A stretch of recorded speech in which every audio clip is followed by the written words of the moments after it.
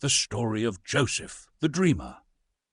A long time ago in a land called Canaan, there lived a young man named Joseph.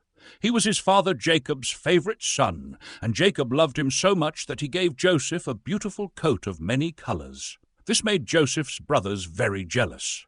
Joseph also had special dreams that came from God. One day he told his brothers about a dream.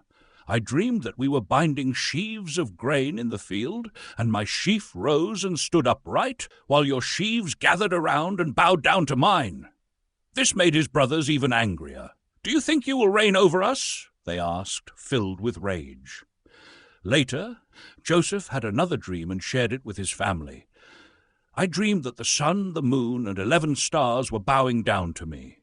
His brothers were furious, and even Jacob was puzzled. They didn't understand that these dreams were messages from God about the future. One day, when Joseph went to find his brothers in the fields, they decided to get rid of him.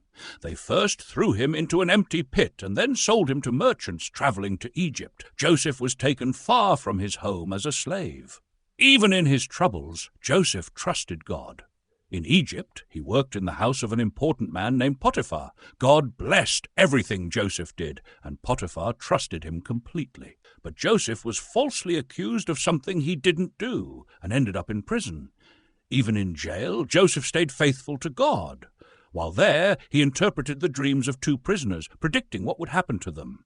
One of them was restored to his position, serving Pharaoh, the king of Egypt.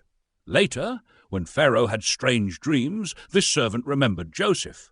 Joseph was brought before Pharaoh, who told him about his dreams of 7 fat cows and 7 skinny cows, and healthy heads of grain and others scorched by the wind.